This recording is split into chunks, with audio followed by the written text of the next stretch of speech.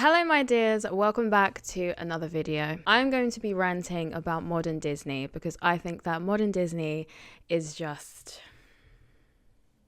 it's something. If you've been following me on Twitter, this probably won't be new to you. Every now and again, I just go on a random rant about my thoughts and feelings on modern Hollywood in general because do you know what it is? I think it's because as an artistic person myself, I love art. It bothers me when it feels as though people are not putting any effort or pride into their creations. And I often feel that is very much the case with the stuff that's recently coming out of Hollywood. I often feel the same way about music as well. It feels as though a lot of artists are just trying to get the most viral TikTok hit as opposed to writing really good songs that will live on for years to come. Many of us are just longing for actual creativity. We're longing for something that actually has depth to it and isn't just superficial and shallow and I just feel like so much about modernity is just soulless. It's not just music, it's not just film and TV, but even like the buildings that we have nowadays. Like when you compare architecture from years ago to what we're building now, it's just so dystopian. But anyways, today we're going to be talking about modern Hollywood, specifically focusing on Disney and just how much I think they've kind of fallen off. So probably my biggest issue is what I mentioned before, which is just the lack of creativity. At the moment, Disney seems to be going on this weird thing where all they care about is just remakes and never-ending sequels. I mean, how many Toy Stories do we have now? Like 5 or 4? I don't know. But all I know is that they wrote Toy Story until the wheels fell off. We don't need Toy Story to be another Fast and Furious, okay? No one asked for that. Now, personally, I'm not completely opposed to like a remake or an adaptation or whatever, as long as it makes sense. I feel like nowadays with a lot of the stuff that Disney's doing, it's just there's no point in it. No one wants it and they don't do anything meaningful to it. If you're going to do a remake, I can appreciate it if you keep everything the same, including the characters, but maybe you just improve the quality, so you improve the quality of the CGI, etc. But if you are going to make changes to it, rather than just making superficial changes for no reason, like changing the gender of a character or changing the race of a character, I do think that there is a way to make remakes in a way or adaptations in a way that's done really well. Like I recently watched Del Toro's Pinocchio on Netflix and I thought that was a good example of an adaptation that was actually done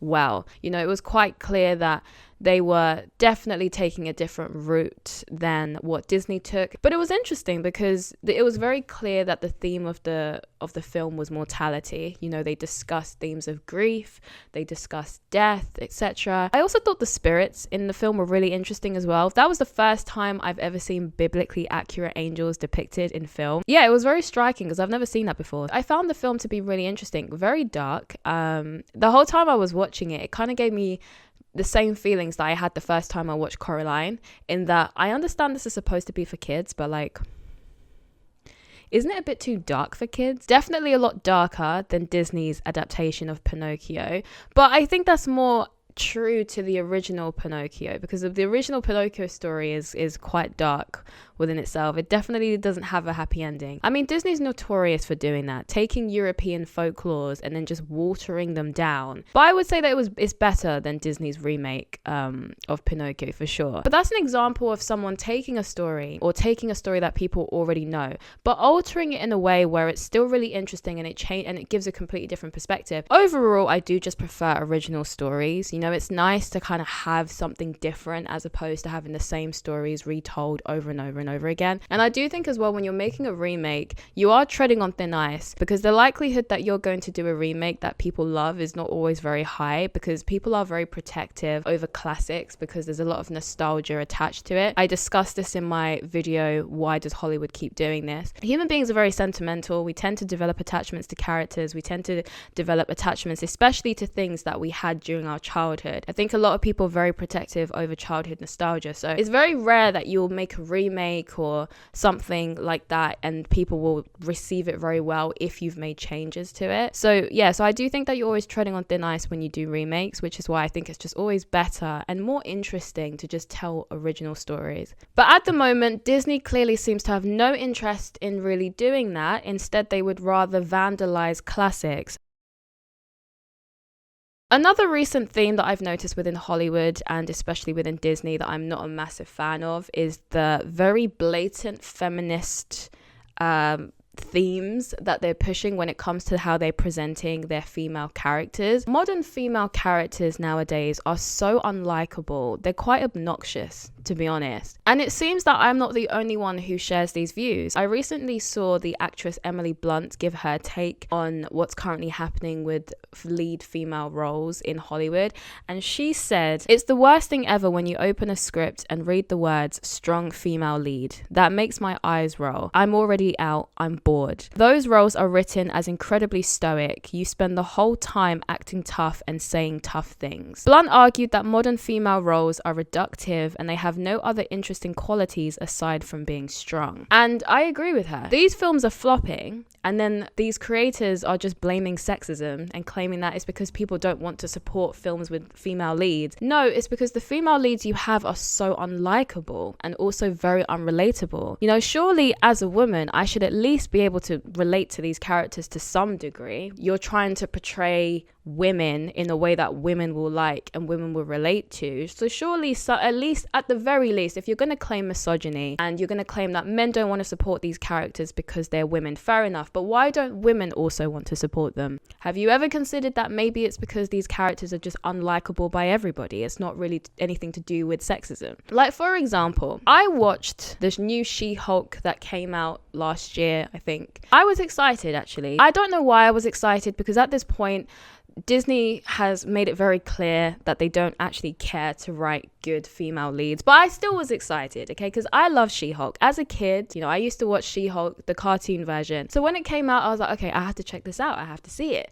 And I saw the reviews were bad, but I was like, okay, let me see it for myself in case some people are overreacting. Because I do think that in the same way that there is a very annoying woke culture, there is also an annoying culture where people just hate on everything that they perceive as woke just because they perceive it as woke. Do you know what I mean? There is also a reactionary opposition to woke culture where some people just hate on things just because of the fact that they think it's woke. Do you know what I mean? They don't actually have a reason for hating it. Kind of like recently when Barbie released the Down syndrome Barbie, you know, and then some people are like, oh, they're making Barbie have Down syndrome now. Stuff like that. It's like, whereas I think the Down syndrome dolls were good, I think it's good for people with Down syndrome to have their own doll. That is a good example of actual inclusivity. But of course, because people are so tired of this diversity, inclusivity, like, push that's been going on at the moment, that we've now got a group of people who just reject it anytime it happens because they just automatically interpret it as being some kind of political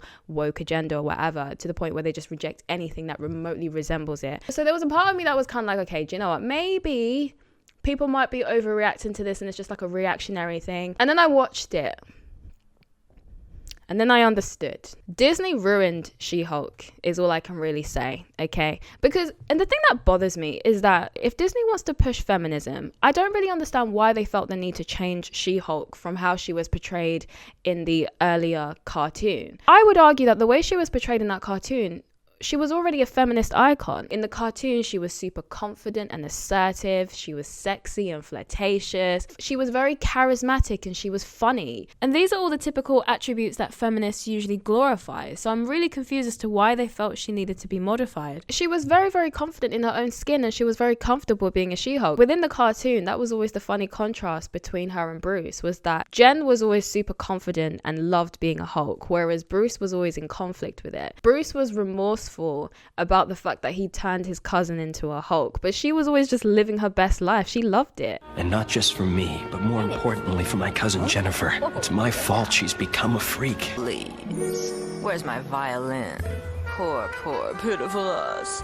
6 years I dragged myself kicking and screaming into health clubs, and zilch! One little green-blooded transfusion from you and bam, boom! We have to stay focused on finding a cure. Oh, cure schmore. Oh, boy. Ain't it clear?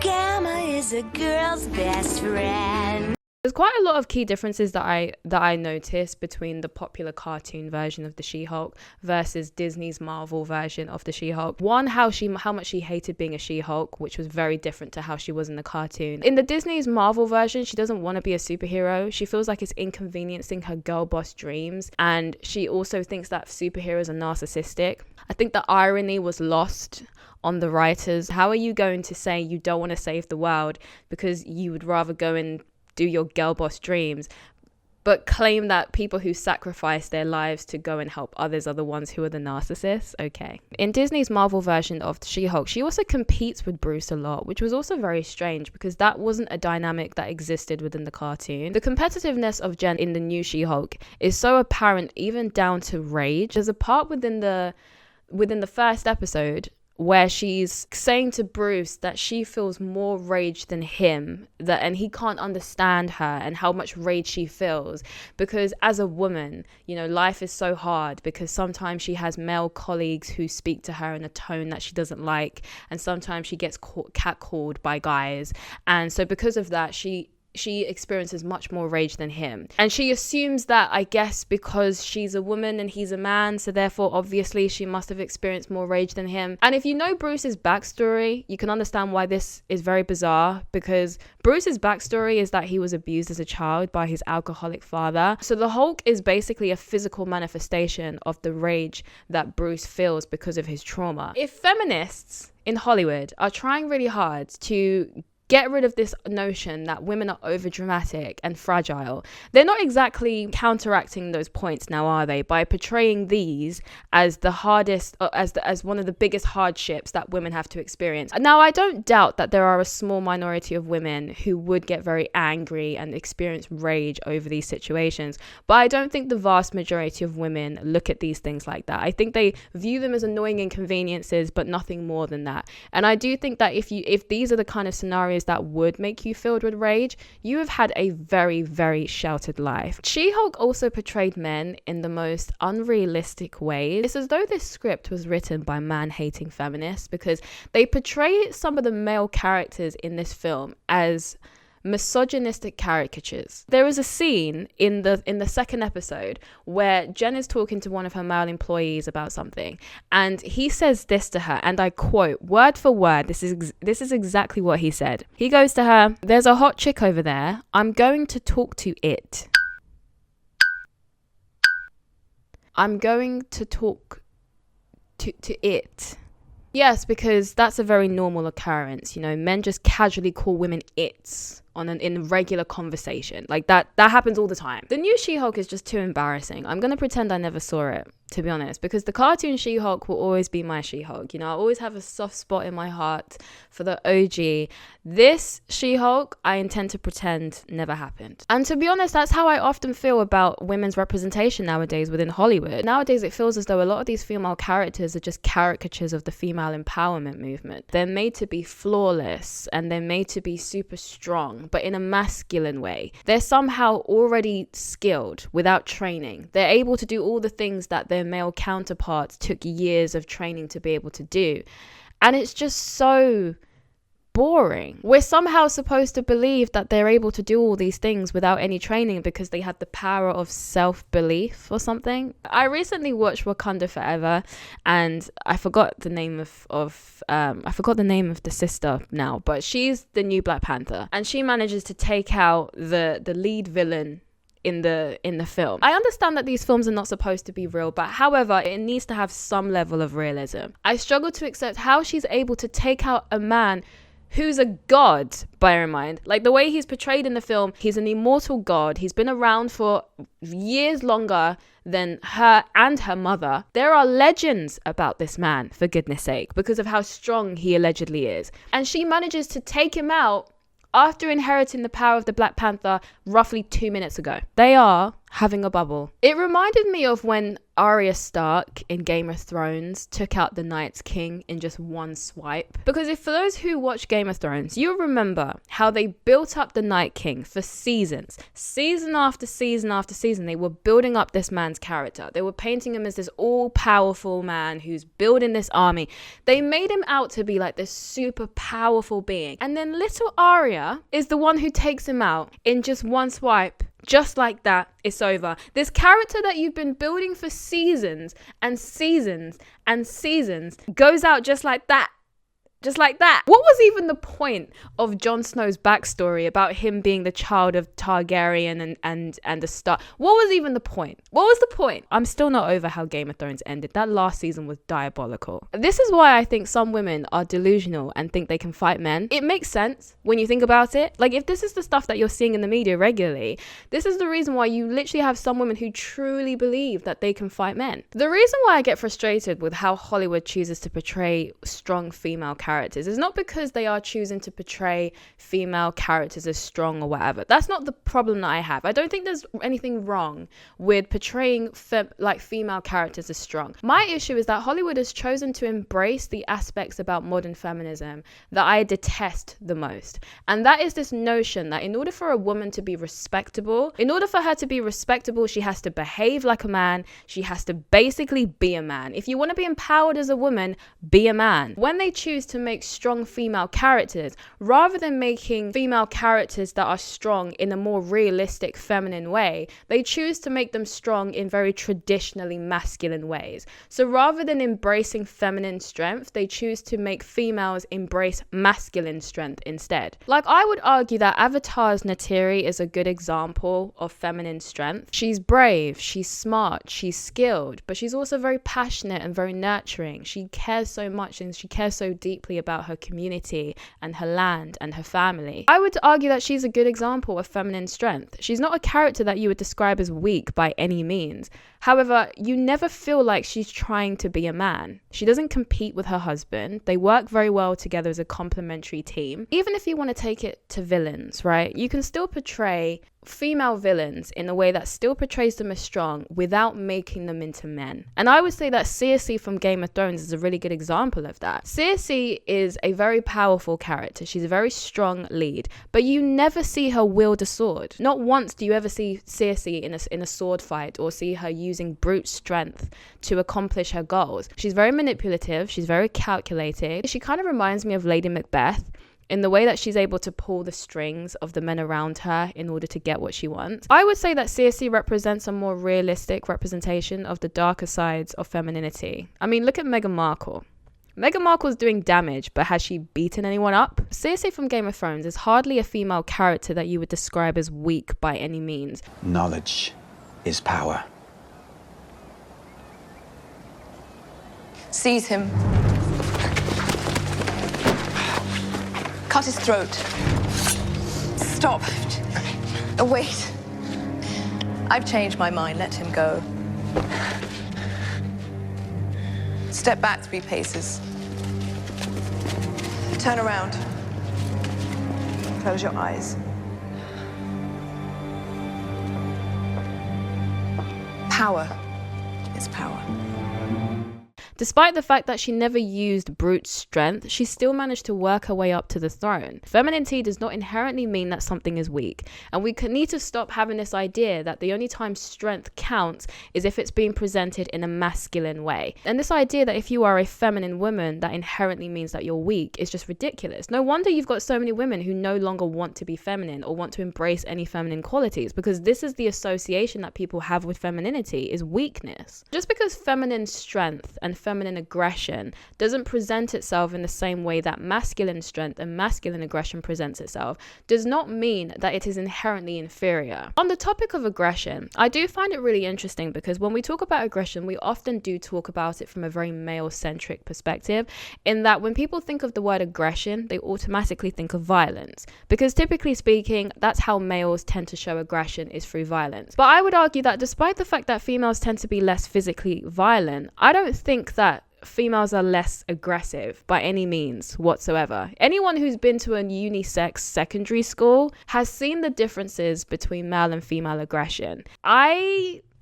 personally think that female aggression can sometimes be worse. When I was in school, I remember if the boys got into it, they would usually get into a fist fight. That was typically how male aggression would display itself. It would usually display itself through violence. But the girls they had a very different approach to how they displayed aggression. I remember there was a popular girl group in my school. So they had like this weird ritual where they would stab each other in the back and then they would kick one of the members out of the group. And then that girl would have no friends. No one would talk to her. You just see her crying by herself because none of her friends were talking to her anymore. And they wouldn't accept her back into the group until she apologized for whatever it was that they'd accused her of and begged to come back into the group. And the recycle would repeat itself, except this time it was a different girl who was crying because she'd been exiled from the group. I never saw these girls get handsy with each other. I never saw them fist fight. I never saw them hit each other. But I would say the damage that they were doing to each of the members of their group was equally as devastating. And I would actually argue that the feminine methods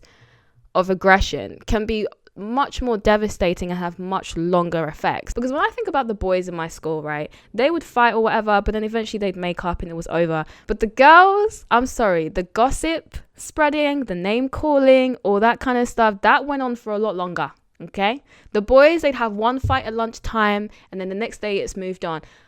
The girls, on the other hand, if you were kicked out of that group, you were kicked out of that group for at least a few days or a week or something. I don't know.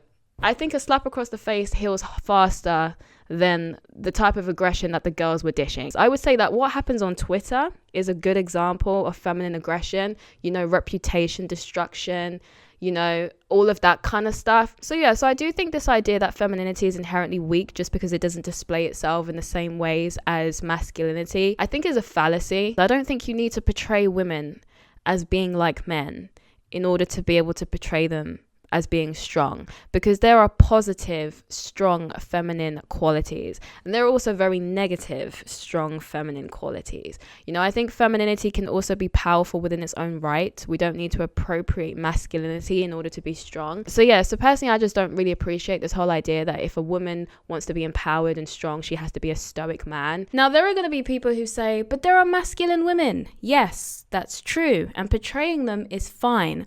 My issue is not that Hollywood portrays masculine female characters. My issue is that Hollywood seems to only want to portray masculine female characters. They seem to have this strange new trend of only celebrating masculinity when it's being displayed by women and only celebrating femininity when it's being displayed by men. I personally do not appreciate the idea that in order for a female character to be seen as impressive or respectable, she has to be masculine. I don't appreciate the demonization of feminine women, and I also don't appreciate the demonization of masculine men.